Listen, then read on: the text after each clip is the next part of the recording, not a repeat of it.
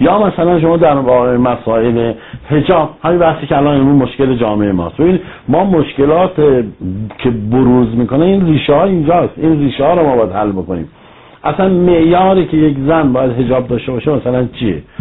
آیا مثلا فرض کن عرف قرار بدیم، دین رو قرار دادیم و اصلا به چه غایتی این حجاب؟ اگر حجاب مثلا یک مسئله جنسیه، به خاطر مسائل جنسی حجاب، چرا در اسلام کنیز نباید حجاب داشته باشه؟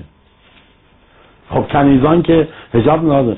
چرا در یک مثلا فرض کن ما یک مسلمانی در جامعه غیر دینی یا در جامعه مثل فرض کن بیروت که مسلمان‌ها و غیر مسلمان‌ها با هستن، چرا برای غیر مسلمان جامعه مثلا در جامعه خود ما اقلیت‌های مذهبی حجاب منتها ما قانون اساسیمون میگه، دین نمیگه که اینا باید حتما حجاب، قانون اساسی ما میگه که چون در کشور ما همه مسلمان اکثر دارن اصلا باید حجاب.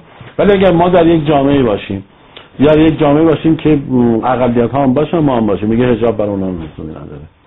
بله. خب پس این معیار چیه؟ آیا در حالی که ما داریم در تاریخ داریم که بزرگان اصلا کنیزان اجازه نداشتن که حجاب داشته باشن، چون حجاب معیار نشانه شخصیت و بزرگی درباریان و بزرگان بود. اگه یک کنیز میخواست حجاب داشته باشه اصلا منعش میکردن، مثلا تو به یه حد رسیدی که حالا حجاب داشته باشی. البته آقای دکتر این نکته که فرمودید در قانون اساسی ما اومده بحث حجاب و شاید به طور مستقیم با دین ارتباط نداشته باشه، این رو لحاظ بکنیم که حتما قانون اساسی ما مبتنی بر دین اسلام و حتما نظر مراجع لحاظ شده که همچنین قانونی این حکم حکومتی ها این بحثیه، ولی این حکم حکومتی هم مرجع نه، منظور اینه که شاید تو قانون اساسی نباشه، این ممکنه یه حکم صرفا حکومتی باشه. من بعضی بزرگان شنیدم که در مصاحبه‌هاشون گفتن که این حکم حکومتیه.